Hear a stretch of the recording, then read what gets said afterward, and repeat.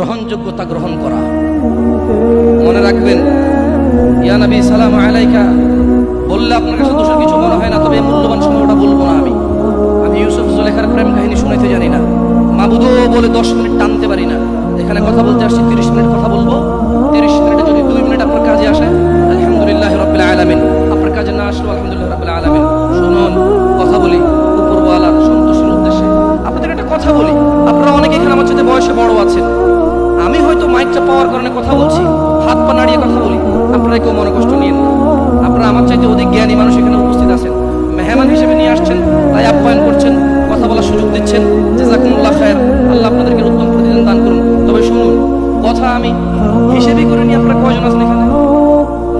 একজন আছে, বাহু রাব্বানা, তিনি আমাদের প্রতিপালক, যিনি প্রত্যেকটা কথা লিপিবদ্ধ করেন।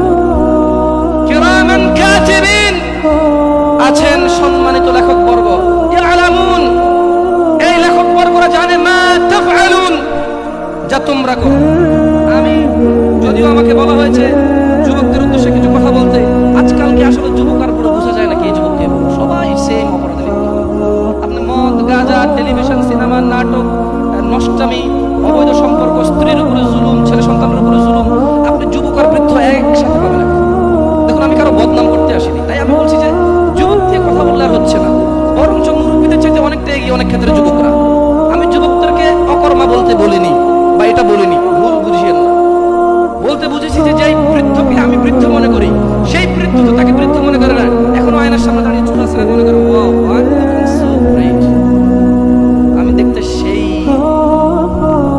আপনি দেখছেন তার চুল পাকা, সে দেখতেছে যে ওয়াও এই চুলটা সাদা হওয়ার কারণে সৌন্দর্য আরো বৃদ্ধি পেয়েছে। That's mean I love your power আরো বেড়ে গেছে। আপনি বুঝেননি, আপনার মনে হচ্ছে সে বৃদ্ধ, আর সে প্রতিদিন এই আয়নার সামনে দাঁড়ায়, তাকে একদিনও তার পরিবর্তন মনে হয়নি। সেই জন্য মানুষদেরকে বলবো, হুয়াল্লাযী ইউসাউয়িরুকুম ফিল আরহামি কাইফা ইয়াশা, লা ইলাহা ইল্লা হুয়াল আজিজুল হাকীম।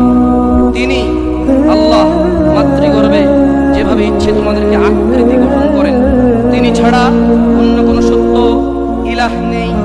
ওয়া হুয়াল্লাযী আনশাআ লাকুমুস সামআ ওয়াল আবসারা ওয়াল আফইদা, ক্বালিলাম